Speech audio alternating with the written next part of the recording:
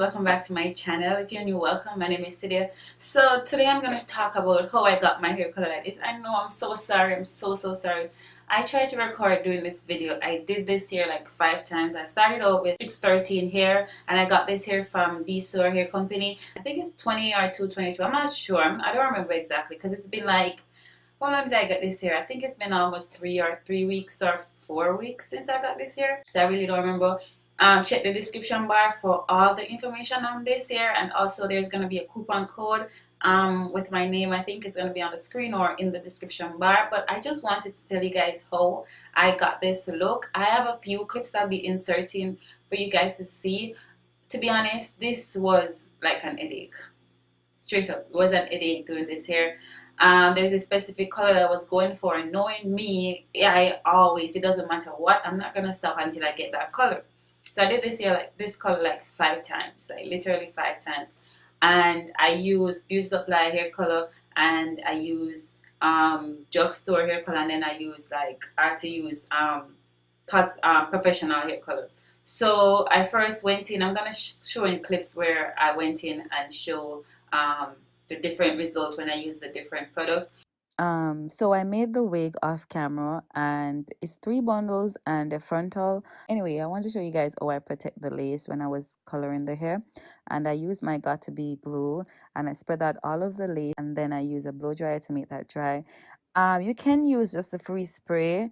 That's easier and it takes less time to dry, because the Got2b glue took like a long time to dry. Okay, so these are the colors I used the first time, and I used 9A, which would be for my roots, and then the 7A would give some dimension, and then the 9AA and the 9AN would give different shade of blonde. You can see that I use it on the 613 here. The next clip going to show you the result of what happened. It literally didn't do anything. First of all, the 4A made my roots purple. It was supposed to be like a light brown, like a light ash brown. So the rest of the color that I used, so the 7AA and the 9AA and the 9AN, just pretty much toned the yellow out of the hair. It didn't do anything else to it. So I'm like, okay, what? Like, I was so mad. I was like, what the hell?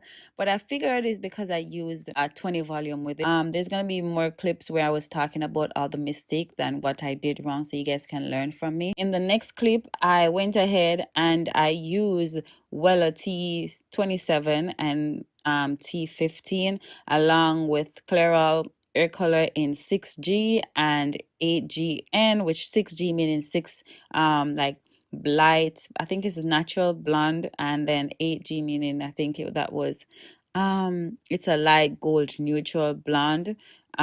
So yeah, I used that, and then I used on my roots ion permanent cream color in medium ash brown. And I did that, I'm going to show you the technique of how I was coloring the hair and how I put the placement for all these colors so they could blend nicely together. Okay, so for the technique that I used, I put the color on the roots first, then I used my fingers to blend it.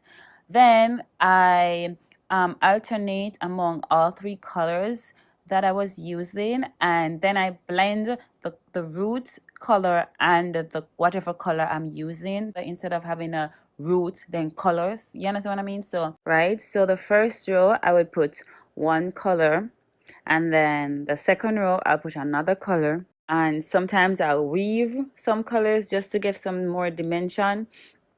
And yeah, that's what I did all throughout that hair, but it didn't come out the way I was looking for. Again, like, I finished doing everything, as you guys can see. I finished to the top where weave and all that thing, and it didn't come out to what I was looking for. And this was the result after I did that. I don't know what happened. I still was using a 20 volume at this point, I think. So I guess that's the reason why I didn't go with the color that I like.